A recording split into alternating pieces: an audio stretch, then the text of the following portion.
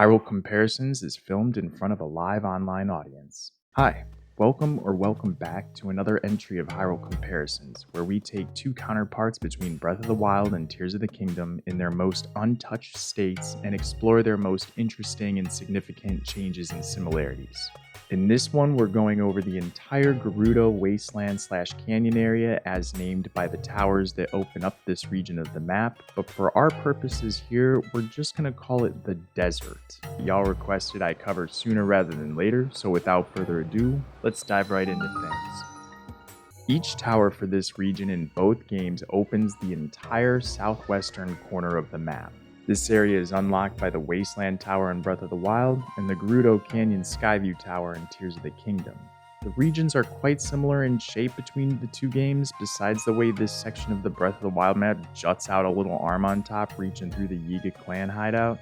This area is part of the Gerudo Highlands in Tears of the Kingdom, which makes more sense to me when you really take a look at the map. Maybe it's the way you can kind of see the mountains in the background from the Gerudo Tower, but still, from the Wasteland Tower, how does that cover this nook? I never fully understood it myself. Nintendo, if you care to explain. Yeah, thought as much. And so while there's this little bit of overlap here, we're going to consider this long driveway to the Yiga lair part of the Gerudo Highlands, even though it's in the lower elevation, and we'll cover the Yiga hideout in the Gerudo Highlands episode of this series, which I'll put a link for in the description once it comes out for those of you that are interested. Both towers are found at Spectacle Rock, which has been a part of the Hyrule map since the original Legend of Zelda, and it acts as a landmark for the Hyrulean Desert. It gets its name because it looks like a pair of glasses, or in Old English, spectacles. The western peak in Breath of the Wild is where we find the Wasteland Tower rising from a pond of muck that using magnesis we can see how deep it goes, and that there's a couple treasure chests down here as well. The eastern peak doesn't initially have anything going on, but as you progress the game, Vanda Boris will eventually set up perch here for a vantage point for the Calamity shot, and in the DLC, this is where we meet up with Koss to get memory number 4, Champion Urbosa's song, where she accepts Zelda's proposition to help whoop the Calamity without hesitation.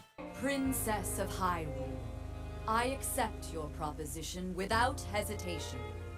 And later that night, they have a heart-to-heart while talking about the late Queen of Hyrule while doing a lap around Gerudo Town. So I'm curious about why the memory is up here, but whatever. In Tears of the Kingdom, the western peak has dried up and leveled off quite a bit. There's still some flooding, which acts as a sort of ring to face off with a rare stone talus that rests exactly where the Wasteland Tower once stood.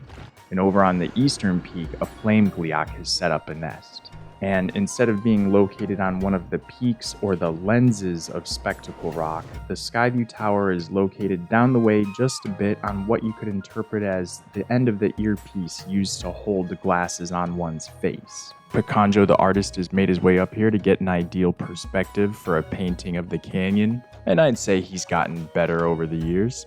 If you look out at the canyon from this perspective in Breath of the Wild, you'll see this plateau immediately below with a little bit of flooding going on. This plateau is all dried up in Tears of the Kingdom, and while all the trees are in the same spots, there is the addition of a cherry tree here. This is our first one of the series, so if you're not familiar with cherry trees, you go over to those, maybe you find the Lord of the Mountain, our old friend Satori, and he'll help you out with finding the caves around the area. The Gerudo Canyon is the only path leading into the desert, so let's begin by approaching from the north over the Dig Dog Suspension Bridge, because this is how the desert connects to Hyrule Field, which we've already covered in a previous comparison. In Breath of the Wild, we find the Da Kaso Shrine under this bridge just before the Big Island. Behind the shrine, there's a raft. In Tears of the Kingdom, the raft is still down here, although it's parked on the land now, and instead of a shrine, there's a Korok puzzle. I don't really focus on Koroks in this series because there are so many. We'll touch on them here and there like that, but they're sort of back burner information. Back up top, there's a mini stable right above this spot now. And where there was once a blue Hinox on the Big Island, a small group of friendly travelers have set up a camp to study the giant Skyrock now found here. And right over here next to the bridge on this standing island is a Zonai device dispenser, one of only 3 found on the surface. Once you cross the bridge, you're at the Gerudo Canyon Pass, which is littered with things to find. The first thing to notice is how much more open the entryway is in Breath of the Wild, guarded by a couple of Bokos on horseback, but with the giant fallen skyrock structure acting as a wall now, things are literally more closed off. You even have to prove your knowledge of the desert to pass through safely on your own, unless of course you fly over the wall and prove that you know what you're doing. Once officially through, the first landmark we pass is immediately to the southwest. In Breath of the Wild, there was a abominable pile of rocks concealing some ore deposits here, where we now find the entrance to the Mount Naburu South Cave, where a couple of Lizalfos have set up a small camp, also with some ore deposits. Just south of here is the Mount Naburu Well, which was simply a ball and chain Korok puzzle back in the day. Now we find a stacking pile of pools with rare ore and luminous stone down below. It looks pretty cool.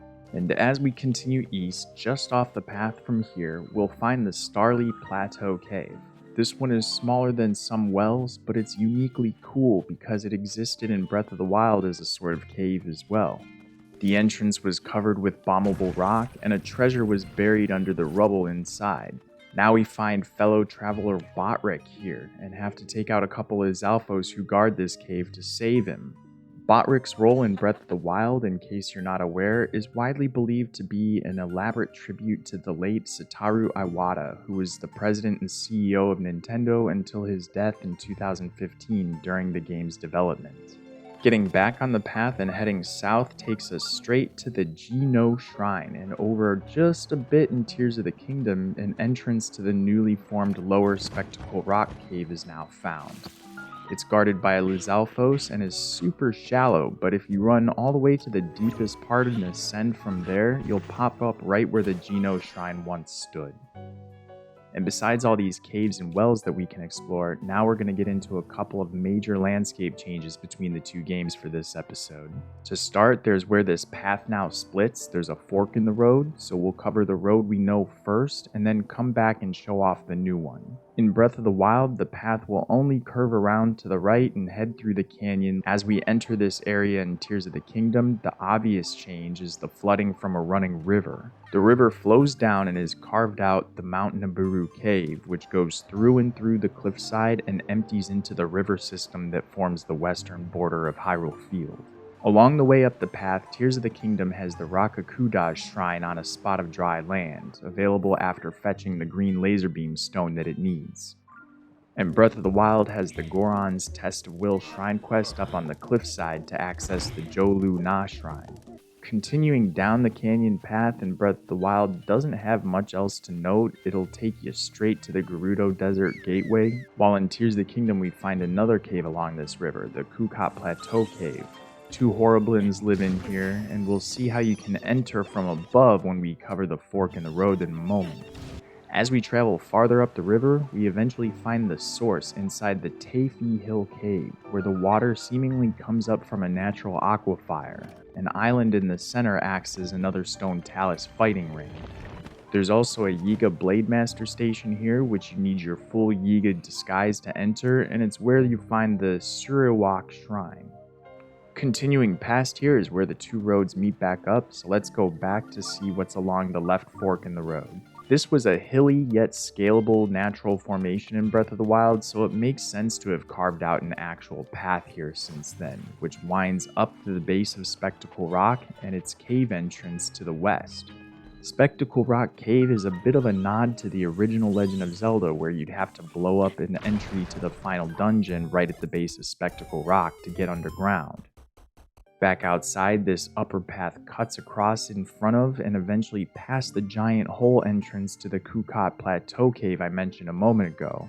The path then goes past the river's source and the Yiga Station before hitting a dammed off wall to keep the water from flowing down into the desert. The final path leading to the Gerudo Desert Gateway passes the Turakamik Shrine, which is located near some newly carved out rock that creates a little cliffside pathway heading down to the ground level, which looks really cool. The Gerudo have definitely been busy rebuilding after the Calamity. And back in the Breath of the Wild days, the Kano Shrine sat above on the cliffside just south of the Gerudo Canyon stable. Each of the shrines located nearby the stable has nothing at all in its counterpart's spot. At the Gerudo Canyon stable itself, we see that they've received way too many deliveries. We can also explore the stable's well, one of the more valuable wells to go down exploring, which leads past some enemies to one of the game's few hardy items, a truffle. I should also quickly mention this little cul-de-sac area, which in Breath of the Wild is a bit flooded with nothing really to mention here. Now the entry to the Gerudo Canyon mine can be found, which cuts through the mountain and exits into the desert. We could go all the way through that way, but let's enter the desert via the gateway. Now that it's time to actually venture out, the first thing we'll see in Tears of the Kingdom is a sand seal rental shop is opened it up right here, making traversing the desert a bit faster and more fun. I love it. A fantastic map change idea and quality of life improvement. As we head straight out along the path, the first thing we find is the Bazaar. Business has expanded here. Some general stores have moved around since Breath of the Wild to make room for a new armor shop. Also in Breath of the Wild, this is where we find memory number 7, Blades of the Yiga, the one where Zelda gets surrounded by a trio of Yiga foot soldiers in an assassination attempt that Link foils, finally changing her feelings about the value in having him around.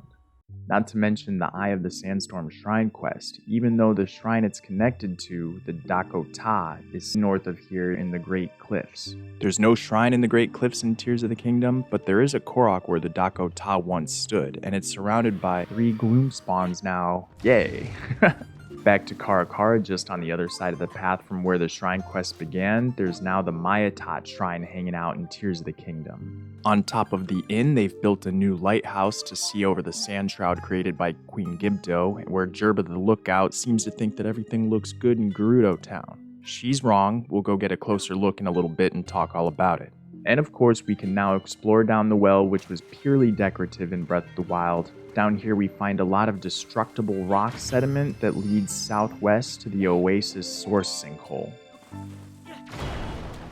Heading east to the East Gerudo ruins, we find the infamous Heroine statues. This is a fascinating area for comparisons between the games for me.